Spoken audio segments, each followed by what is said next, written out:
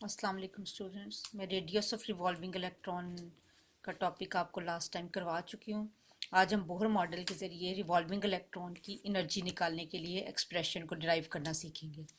तो डेरिवेशन हम जब स्टार्ट करते हैं तो सबसे पहले हमें ये बात पता होना चाहिए कि इलेक्ट्रॉन जब न्यूक्लियस के इर्द गिर्द एटम में किसी भी ऑर्बिट में रिवॉल्व कर रहा होता है तो उसकी टोटल एनर्जी दो एनर्जीज का सम होती है, काइनेटिक एनर्जी और पोटेंशियल एनर्जी। इसको हम नाम दे देंगे अपनी इक्वेशन नंबर 1 का। किसी भी रिवॉल्विंग इलेक्ट्रॉन की जो काइनेटिक एनर्जी है वो हाफ एम वी स्केयर के बराबर होगी, जबकि पोटेंशियल एनर्जी हम कैसे कैलकुलेट करेंगे? It is equal to the work done when electron is brought from infinity to a distance R. Potential energy निकालने के लिए हमें टोटल वर्क डन कैलकुलेट करना पड़ेगा इलेक्ट्रॉन को इंफिनिटी से distance R away from nucleus लाने तक का। ये जो पोटेंशियल एनर्जी है इसको हम कैलकुलेट करने के लिए इंटीग्रेशन मेथड अप्लाई करते हैं। पोटेंशियल एनर्जी और ये जो आपको आगे साइन नज़र आ रहा है ये इंटीग्रेशन का साइन है। जिस तरह मैथमेटिक्स में बहुत सारे फंक्शंस होते हैं जो आपने पढ़े हुए हैं, एडिशन, मल्टीप्लिकेशन, सब के अपने अपने साइंस होते हैं। इंटीग्रेशन आज आप फर्स्ट टाइम पढ़ रहे हैं, इंटीग्रेशन का साइन ये होता है। और हम इलेक्ट्रॉन को इन्फिनिटी से आर तक मूव करवा रहे हैं और इस दौरान होने वाले वर्क डन को कैलकुलेट कर रहे हैं। तो ये इंटीग्रेशन के साथ हम जब लिमिट्स अप्लाई करेंगे तो वो कौन सी आ जाएंगी? Infinity to R. Work done किसके बराबर होता है? फोर्स इनटू डिस्टेंस के। फोर्स ऑफ अट्रैक्शन में आपको पिछले आर्टिकल में बता चुकी हूँ, कूलम्स लॉ के जरिए उसकी वैल्यू हमने पढ़ी थी। Z square over 4 pi epsilon not R square के इक्वल होती है। स्मॉल डिस्टेंस को हम डी आर के बराबर ले लेते हैं। तो ये वर्क डन की इंटीग्रेशन जब हम करेंगे तो हमारे पास टोटल पोटेंशियल एनर्जी कैलकुलेट हो जाएगी इलेक्ट्रॉन को इन्फिनिटी से आर तक मूव करवाने में। जब भी इंटीग्रेशन की जाती है कांस्टेंट को बाहर ले लिया जाता है। ये जो ग्रीन मार्कर से मैंने सर्कल लगाया हुआ है ये कांस्टेंट है, इसको हम इंटीग्रेशन साइन से बाहर ले लेंगे। Z square over 4 pi epsilon naught, फिर इन्फिनिटी टू आर, खाली अंदर क्या बचेगा इंटीग्रेशन साइन के अंदर? D R over R square. Integration आपने इससे पहले मैट्रिक लेवल पर नहीं पढ़ी हुई, हम इसकी ज़्यादा डेप्थ में नहीं जाएंगे। जो स्टूडेंट्स मैथ्स के स्टूडेंट हैं वो सेकेंड ईयर के मैथ्स में इंटीग्रेशन पढ़ेंगे, लेकिन बाकी स्टूडेंट्स सिर्फ इतना इसको समझ लें कि D R over R square को बाय फार्मूला जब ओपन किया जाता है इंटीग्रेशन के फार्मूला से तो इसका रिजल्ट क्या आता है? -1 ओवर आर। लिमिट्स वही पुट करेंगे इन्फिनिटी टू आर। अब ये कांस्टेंट उसी तरह बाहर ही रहेगा। इस इंटीग्रेशन को जब बाय फार्मूला ओपन किया जाता है, हम फार्मूले की डेप्थ में नहीं गए क्योंकि आप लोगों ने मैट्रिक लेवल पर इंटीग्रेशन नहीं पढ़ी हुई अभी। तो बस आप इसको सिंपल ही रखेंगे कि D R over R square को जब इंटीग्रेशन के फार्मूला से ओपन किया जाता है तो इसका रिजल्ट बाय फार्मूला क्या आ जाता है? -1 ओवर आर। और लिमिट्स क्या है? Infinity to R. जब इसको फर्दर सॉल्व किया जाता है तो इसका रिजल्ट आ जाता है -1 over R. Z square over 4 pi epsilon naught constant sign से बाहर है। अब आप ये ऊपर वाली दोनों जो नोमिनेटर में टर्म्स है इनको भी मल्टीप्लाई कर देंगे डिनोमिनेटर्स वालों को भी, तो आपके पास टोटल पोटेंशियल एनर्जी आ जाएगी या वर्क डन आ जाएगा in bringing electron from infinity to a distance R away from nucleus. तो ये एक्सप्रेशन आपके पास क्या आ जाएगी? -Z square over 4 pi epsilon not R. आपने काइनेटिक एनर्जी की वैल्यू और पोटेंशियल एनर्जी दोनों की वैल्यूज इक्वेशन 1 में पुट करनी है। Kinetic energy half M V square के इक्वल है। पोटेंशियल एनर्जी हमने वर्क डन की इंटीग्रेशन से निकाली है, Z square over 4 pi epsilon not R. वैसे मैंने आपको बताया था कि टोटल एनर्जी काइनेटिक एनर्जी और पोटेंशियल एनर्जी का सम होती है, लेकिन चूंकि पोटेंशियल एनर्जी के साथ माइनस साइन था, प्लस माइनस माइनस हो जाएंगे, तो आपके पास एक्सप्रेशन में नेगेटिव साइन पोटेंशियल एनर्जी की वजह से आया। ये आपकी होगी इक्वेशन नंबर 2। इक्वेशन नंबर 2 में हमने वी स्केयर की वैल्यू को पुट करना है। अब आप वी स्केयर की वैल्यू कहाँ से पुट करेंगे? आपको इस टॉपिक को समझने के लिए पहले से अच्छी तरह से रेडियस एक्सप्रेशन वाले टॉपिक की प्रैक्टिस करके रखनी है, अदरवाइज ये आपको क्लियर नहीं होगा। अब बोहर मॉडल में मैंने आपको रेडियस एक्सप्रेशन जब डिराइव करवाई थी तो उसमें सबसे पहला स्टेप ये करवाया था कि जब भी कोई इलेक्ट्रॉन सर्कुलर पाथ में मूव करेगा तो उसके अंदर सेंट्रीपिटल फोर्स, सेंट्रीफ्यूगल फोर्स और कूलम्स फोर्स ऑफ अट्रैक्शन दोनों एक दूसरे को बैलेंस करेंगी, इक्वल करेंगी। तो ये दोनों जब इक्वल होती हैं तो हम क्या लेते हैं, M V square over R is equal to Z D square over 4 pi epsilon not R square. V square की वैल्यू निकालने के लिए एम को जब उस तरफ लेके जाएंगे तो ये डिवाइड हो जाएगा, और आर को जब इक्वेशन के इस तरफ लेके जाएंगे तो ये मल्टीप्लाई होगा ऊपर जेड डी स्केयर के साथ। इस इक्वेशन में आर आर के स्केयर से जब कैंसिल आउट हो जाएगा तो वी स्केयर की वैल्यू हमारे पास आ जाती है Z D square over 4 pi epsilon not R into M. ये पूरा पोर्शन मैंने रेडियस एक्सप्रेशन में से लिया और इसको दोबारा यहाँ पे सॉल्व कर दिया है कि अगर आप नोट्स नहीं भी खोल पाते तो यहाँ से इसको देख लें। अब आप वी स्केयर की वैल्यू जो यहाँ मैंने इक्वेशन में निकलवाई है आपको, Z D square over 4 pi epsilon not R into M, ये इस जगह पे पुट कर देनी है। ये जो ब्लू मार्कर है ये आपका रिप्रेजेंट कर रहा है वी स्केयर की वैल्यू को। हाफ एम उसी तरह रखा, Z D square over 4 pi epsilon not R into M, और minus Z D square over 4 pi epsilon not R जो कि पोटेंशियल एनर्जी है वो भी उसी तरह आ गई। अब जब m और m एक दूसरे से कैंसिल हो जाएंगे तो ऊपर जेड डी स्केयर बचेगा और नीचे 4 2 से मल्टीप्लाई होने के बाद 8 pi epsilon not R, m cancel हो चुका है ऊपर वाले से, minus Z D square over 4 pi epsilon not R, ये इसी तरह अनचेंज आ जाएगा। 4 और 8 का एलसीएम लो तो 8 ही आंसर आएगा, बाकी दोनों में pi epsilon not R common है, ये इसी तरह आ जाएगा इसके साथ। जब आप इसका एलसीएम लेके सॉल्व करेंगे तो 8 1 द 8 होता है तो ऊपर तो जेड डी स्केयर आ जाएगा, लेकिन 4 2 द 8 होता है तो 2 जेड डी स्केयर इस तरफ आ जाएगा। Z D square minus 2 Z D square divided by 8 pi epsilon not R. जब 1 जेड डी स्केयर में से 2 जेड डी स्केयर माइनस होगा तो क्या आंसर आ जाएगा, माइनस जेड डी स्केयर, और नीचे डिनोमिनेटर में आएगा 8 पाई एप्सिलॉन नॉट आर।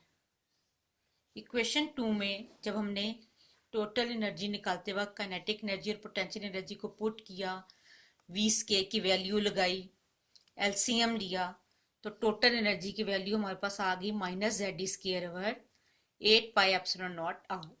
ये हमारी इक्वेशन नंबर 3 आ गई। बोहर मॉडल से हमने रेडियस निकालना पहले ही सीख लिया हुआ है। मैंने आपसे पहले ही कहा था ये टॉपिक उस वक्त तक आप नहीं अंडरस्टैंड कर सकेंगे जब तक कि आपने रेडियस एक्सप्रेशन की अच्छी तरह प्रैक्टिस नहीं की होगी। जो हमने बोर्स के मॉडल से रेडियस का फॉर्मूला पूरा फाइनली डिराइव किया था, वो क्या डिराइव किया था, सारे स्टेप्स के बाद वो फाइनल फार्मूला हम यहाँ पे यूज़ करेंगे, इस आर में पुट करेंगे। आर का हमने बोर मॉडल से जो फार्मूला कैलकुलेट किया था वो ये था epsilon naught N square H square divided by pi M Z D square. बेहतर है कि आप अपने नोट्स इसी वक्त खोलें और रेडियस वाले इस फार्मूले को फाइंड आउट करें कि क्या हमने ऐसे किया था। आर हमने रेडियस निकाला, पूरा फाइंड आउट किया, उसकी डेरिवेशन निकाली। डेरिवेशन क्या निकली थी, R is equal to epsilon naught N square A square divided by pi M Z D square. इस रेडियस एक्सप्रेशन को मैंने नाम दे दिया इक्वेशन नंबर 4 का। एनर्जी की इस एक्सप्रेशन में आर की वैल्यू को पुट करें।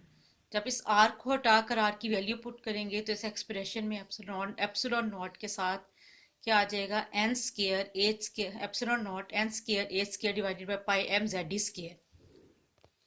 ये मैंने ब्लू मार्कर से शो किया हुआ है कि 8 पाई एप्सिलॉन नॉट के बाद जब ये आर की वैल्यू पुट होगी तो ब्लू मार्कर पूरा आर की वैल्यू को शो कर रहा है, epsilon naught N square H square pi M Z D square, और इस इक्वेशन को नाम दे दिया है मैंने इक्वेशन नंबर 5 का।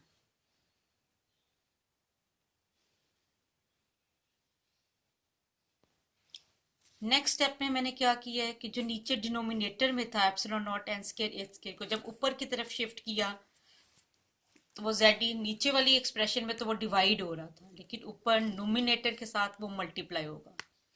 तो पाई एम जेड डी स्केयर को नीचे से जब ऊपर शिफ्ट करेंगे तो वो नीचे वाली इक्वेशन में तो डिवाइड हो रहा था, लेकिन ऊपर जाके जेड डी स्केयर के साथ मल्टीप्लाई होगा।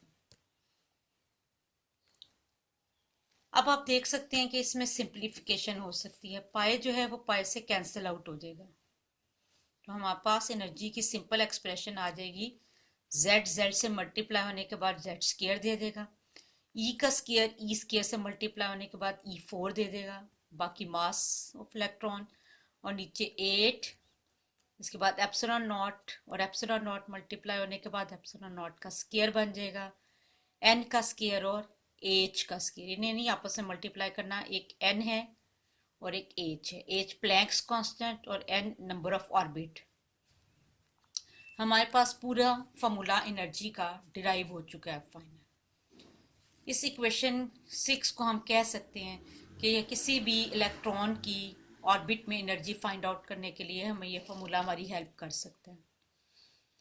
इस पूरी इक्वेशन में जो कांस्टेंट फैक्टर है वो मैंने ब्लू मार्कर से अलग करके लिख दी है, E4m divided by 8 epsilon naught square H square, minus sign को बाहर ले लिया, और जो को फैक्टर कांस्टेंट नहीं है वो न्यूक्लियर चार्ज है और एन स्क्वायर। एक एटम के लिए तो z की वैल्यू फिक्स होती है, लेकिन जब एटम बदलेगा तो न्यूक्लियर चार्ज भी बदल जाएगा। फॉर एग्जांपल हाइड्रोजन एटम के लिए अगर z वैल्यू 1 है तो हीलियम एटम के इलेक्ट्रॉन की एनर्जी निकालने के लिए हमें z वैल्यू 2 पुट करनी पड़ेगी। लिथियम के इलेक्ट्रॉन के लिए z वैल्यू हमें 3, z किसको कहते हैं, प्रोटॉन के नंबर को। जैसे जैसे हम पीरियोडिक टेबल में लेफ्ट से राइट की तरफ जाते जाते हैं प्रोटॉन नंबर एक एक करके बढ़ता जाता है। ये जो कांस्टेंट फैक्टर मैंने ब्लू मार्कर से लिखा हुआ है, इसमें इसको कांस्टेंट फैक्टर क्यों कहते हैं, क्योंकि इनमें तमाम वैल्यूज, चार्ज ऑफ इलेक्ट्रॉन भी कांस्टेंट है, मास ऑफ इलेक्ट्रॉन भी कांस्टेंट है, एप्सिलॉन नॉट की वैल्यू भी कांस्टेंट है और एच की वैल्यू भी कांस्टेंट है। जब हम इस पूरे में कांस्टेंट की वैल्यूज लगा के इस पूरे पोर्शन को सॉल्व करते हैं तो हमारे पास आंसर आ जाता है -2.18 इंटू 10⁻18, और राइट हैंड साइड पे हमारे पास क्या बचेगा, z square divided by n square. जब हम हाइड्रोजन एटम की बात करते हैं तो z की वैल्यू 1 होती है, तो उसके लिए ये फॉर्मूला और भी सिंपल हो जाएगा, E is equal to -2.18 into 10⁻18, 1 का स्क्वायर 1 नहीं होता है, 1 divided by n square joule पर एटम। एनर्जी के यूनिट जूल होते हैं, तो ये एनर्जी किस यूनिट में हमारे पास आ जाएगी, जूल पर एटम में। अगर हम इस एनर्जी को किलो जूल पर मोल में चेंज करना चाहते हैं तो फिर हमें क्या करना पड़ेगा वो हम अगले स्टेप में देखते हैं। अगर हमें इस एनर्जी को जूल पर एटम से किलो जूल पर मोल में चेंज करना होगा तो इस कांस्टेंट फैक्टर को एवोगैड्रस नंबर से मल्टीप्लाई करेंगे और 1000 से डिवाइड करेंगे। एवोगैड्रस नंबर से जब मल्टीप्लाई करेंगे तो वो मोल में, पर मोल में चेंज हो जाएगी, और 1000 से डिवाइड करेंगे तो एनर्जी की वैल्यू जूल से किलो जूल में चेंज हो जाएगी। तब ये कांस्टेंट फैक्टर जो है वो बदल के क्या आ जाएगा, -1313.31 divided by n square kilo joule per mole. अगर इलेक्ट्रॉन पहले orbit n is equal to 1 में मूव कर रहा है तो फर्स्ट ऑर्बिट की एनर्जी कहलाएगी E1, 1 का स्क्वायर 1 के इक्वल ही होगा, तो 1313.31 जब 1 से डिवाइड होगा तो आंसर हमारे पास आ जाएगा -1313.31 किलो जूल पर मोल। पहले ऑर्बिट की एनर्जी यही वैल्यू आ जाएगी। अब फर्ज कर लेते हैं इलेक्ट्रॉन जंप करके सेकंड ऑर्बिट में चला गया, तो सेकंड ऑर्बिट की एनर्जी में n की वैल्यू 2 का स्क्वायर जब हम पुट करेंगे तो 2 का स्क्वायर 4 होता है, और ये वैल्यू 4 से डिवाइड होने के बाद आपको आंसर दे देगी -328.3 किलो जूल पर मोल। तीसरे ऑर्बिट के लिए 3 स्क्वायर लगा के सॉल्व करेंगे, चौथे ऑर्बिट के लिए 4 का स्क्वायर और पांचवें ऑर्बिट के लिए 5 का स्क्वायर। अगर एक इलेक्ट्रॉन इन्फिनिटी पर चला जाए तो इन्फिनिटी से डिवाइड होने के बाद वैल्यू 0 हो जाती है, तो हम कहेंगे जब कभी इलेक्ट्रॉन इन्फिनिटी पे होगा तो इसकी एनर्जी क्या हो जाएगी, 0। अगर हमने दो ऑर्बिट्स के दरमियान एनर्जी डिफरेंस निकालना हो, पहले दो ऑर्बिट के दरमियान, तो E2 माइनस E1 कर लेंगे। अगर दूसरे और तीसरे ऑर्बिट के दरमियान एनर्जी डिफरेंस निकालना हो तो E3 माइनस E2, दोनों को सब्ट्रैक्ट कर लेंगे। अगर तीसरे और चौथे ऑर्बिट के दरमियान एनर्जी डिफरेंस निकालना है तो E4 की वैल्यू में से E3 को सब्ट्रैक्ट कर देंगे। तो जो सबसे नीचे दो ऑर्बिट है लोअर वाले, जैसे जैसे आप लोअर से हायर ऑर्बिट की तरफ जाते जाएंगे एनर्जी डिफरेंस क्या होता जाएगा, कम होता जाएगा। सबसे ज़्यादा एनर्जी डिफरेंस E2 और E1 का है, उससे कम E3 और E2 का है, और उससे भी कम E4 और E3 का। आप इस एनर्जी फार्मूला से किसी भी एटम की आयनाइजेशन एनर्जी भी निकाल सकते हैं। आयनाइजेशन एनर्जी निकालने के लिए आपको E इन्फिनिटी में से E1 की वैल्यू को सब्ट्रैक्ट करना पड़ेगा। अभी मैंने आपको बताया कि E इन्फिनिटी की वैल्यू 0 होती है और E1 की वैल्यू -1313.31। इस फॉर्मूले में भी माइनस का साइन है और E1 एनर्जी के साथ भी माइनस का साइन है। जब माइनस माइनस प्लस हो जाएंगे तो 1313.31 आंसर आ जाएगा। तो इससे हमें पता चला कि हाइड्रोजन एटम को अगर हमने आयनाइज करना हो, आयनाइजेशन का क्या मतलब होता है, उससे इलेक्ट्रॉन रिमूव करके उसको पॉजिटिवली चार्ज आयन में चेंज कर देना। अगर हम हाइड्रोजन के एटम को हाइड्रोजन आयन में चेंज करना चाहते हैं तो हमें हाइड्रोजन के एटम को इतनी एनर्जी देनी पड़ेगी ताकि वो अपने इलेक्ट्रॉन को रिमूव करके आयन में चेंज हो जाए। Thus, the ionization energy of hydrogen atom is 1313.31 kilo joule per mole. इस फॉर्मूले में हमने क्या सीखा, आयनाइजेशन एनर्जी भी निकालना सीखा। ई इन्फिनिटी वैल्यू हमेशा ज़ीरो होती है। E1 की वैल्यू में से उसको सब्ट्रैक्ट करेंगे, माइनस माइनस प्लस हो जाएगा, तो आपके पास आयनाइजेशन एनर्जी की value plus 1313.31 kilo joule per mole के इक्वल होगी। तो ये हमारा आज पूरा टॉपिक एनर्जी का कंप्लीट हुआ। लॉन्ग के लिए इसकी डेरिवेशन आती है। अब रेडियस और एनर्जी में वाले टॉपिक में से शॉर्ट क्वेश्चन क्या क्या आते हैं पेपर में, इसी तरह डिस्कवरी ऑफ प्रोटॉन, न्यूट्रॉन और इन आर्टिकल्स वो भी हमने डिस्कस करने हैं कि कौन कौन से शॉर्ट क्वेश्चन हमने पेपर के लिए तैयार करने होंगे। अभी मैंने आपको सिर्फ लॉन्ग इनके करवाए हैं, अब इसके बाद हम शॉर्ट के ऊपर भी आएंगे इन आर्टिकल्स के। थैंक यू एंड अल्लाह हाफिज़।